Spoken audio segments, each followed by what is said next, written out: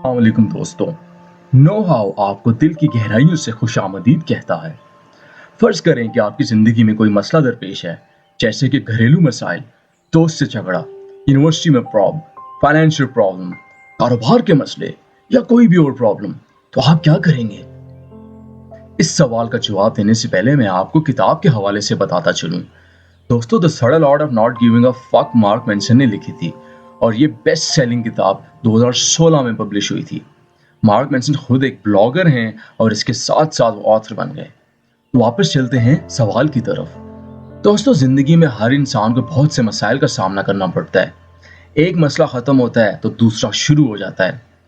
मसले एक चेन की तरह होते हैं। जैसे कि अगर आपने जॉगिंग करनी है तो एक मसला तो हल हो जाएगा, जैसे कि फैट लूज करना। इसके साथ साथ दूसरे मसले दरपेश होंगे, जैसे कि रेगुलर जॉगिंग करना, वक्त पर एक्सरसाइज करना, जिम जाना, साबित कदम रहना और मस्कुलर पेन बर्दाश्त करना। सबसे बड़ी बात यह है कि जिंदगी में मसाइल हल करके ही खुशी हासिल होती है। जब हम अपने मसाइल के बारे में सोचना रोक देते हैं तो वो मसाइल और भी ज्यादा एंजाइटी और डिप्रेशन क्रिएट करते हैं। इसलिए जिंदगी में चाहे कोई और मसला आ जाए, उसके बारे में सोचने से हम एक स्टेट ऑफ डिनायल से निकलकर स्टेट ऑफ एक्सेप्टेंस में चले जाते हैं। अब चूंकि मसले कभी खत्म नहीं होते, इसलिए हमें सबसे जरूरी मसलों को तरजीह दे देनी चाहिए और फिर उनको सॉल्व करने के लिए एफर्ट्स करनी चाहिए। अगर वो हल नहीं हो सकते तो वो आपके कंट्रोल में नहीं। तो ऐसी चीज के बारे में परेशान ना हुआ जाए जो आपके कंट्रोल में नहीं। इसलिए कहा जाता है कि हम कभी भी दुरुस्त नहीं हो सकते, मगर हम ज्यादा गलत होने से कम गलत जरूर हो सकते हैं। दोस्तों, हमें अपनी तकलीफ के साथ खुश रहना चाहिए। जैसे कि कुछ ऑब्सेसिव कंपल्सिव डिसऑर्डर के बच्चों को इस बीमारी के साथ जीना सिखाया जाता है। अगर उनको इस बीमारी के साथ अडेप्टेबल होना ना सिखाया जाता तो वो अंदर ही अंदर डिप्रेशन का शिकार हो जाते। फिर ऑथर बात करते हैं मटीरियलिस्टिक जिंदगी की। हम हमेशा ज्यादा चीजों के लिए एफर्ट्स करते हैं, वो चाहे यूनिवर्सिटी में ग्रेड्स हो या फिर पैसे की बात हो। हम हमेशा सक्सेसफुल होना चाहते हैं और हम सक्सेस का मेजर चीजों के ज्यादा होने से करते हैं, जैसे कि अच्छी गाड़ी, पैसा, बंगला।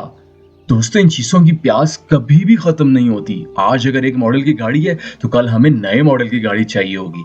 आज अगर ट्विटर पे 10,000 फॉलोअर्स हैं तो कल हमें 11,000 के फॉलोअर्स चाहिए होंगे। दोस्तों, मार्क मेंसन कहते हैं कि लेस इज ऑलवेज मोर, जिसका मतलब ये है कि किसी चीज की कमी का होना ही ज्यादा होने की दलील है।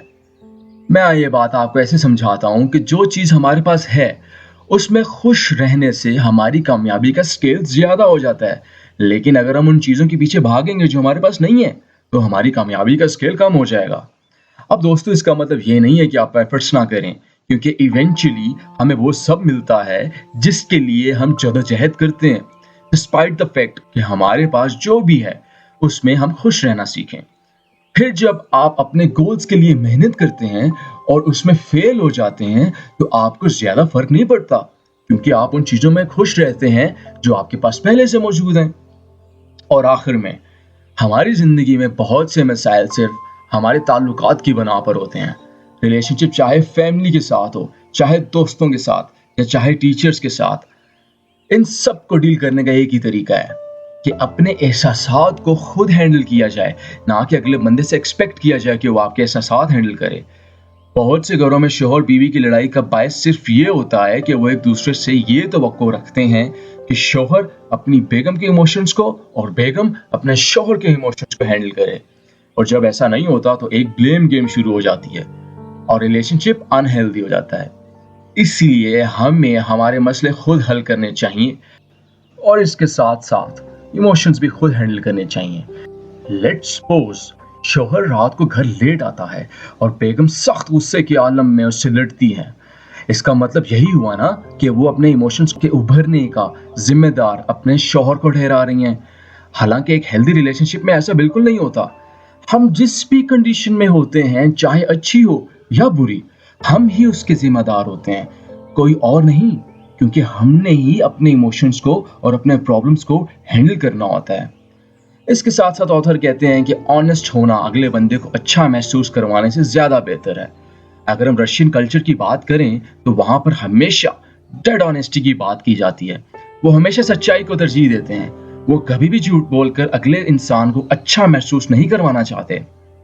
जैसा कि राइटर कहते हैं कि वो एक दफा एक लड़की के साथ एक रेस्टोरेंट में थे और उस लड़की ने पहले मुलाकात में ही ये कह दिया कि आपकी ऐनक बहुत अजीब लग रही है मुझे। उस लड़की ने एक लम्हे के लिए भी नहीं सोचा कि मार्क मैनसन को ये चीज बुरी लग सकती है। देयर ऑनेस्टी यूएस के कल्चर में अच्छी नहीं समझी जाती। यूएस में ऐसा होता है कि एक चीज इंसान को अगर बुरी लग रही है तो वो अगले इंसान को खुश करने के लिए झूठ बोल देगा। मार्क मैनसन कहते हैं कि वो अपनी बेगम के साथ बहुत डेड ऑनेस्ट हैं। अगर उनकी बेगम का मेकअप उनको अच्छा नहीं लग रहा होता तो वो उनको अच्छे तरीके से बता देते हैं, ना कि वो ऐसी बात करते हैं जो उनकी बेगम सुनना चाह रही हो। इसको कहते हैं यूफेमिस्टिक अप्रोच, जिसका मतलब ये है कि बुरी बात को भी ऐसे डिलीवर किया जाए कि अगले बंदे को एहसास तो हो जाए मगर उसको बुरा ना लगे। आखिर में ऑथर मौत की बात करते हैं और कहते हैं कि बुद्धिस्ट मेडिटेशन आपको मरने से पहले मरना सिखाती है। मौत को जानकर ही इंसान अपनी जिंदगी में एक मकसद ढूंढ सकता है। मेडिटेशन ही इंसान को एक अंदरूनी सुकून का एहसास दिलाती है। फ्रेंड्स, अगर आपको ये वीडियो पसंद आई हो तो चैनल को सब्सक्राइब जरूर कीजिएगा।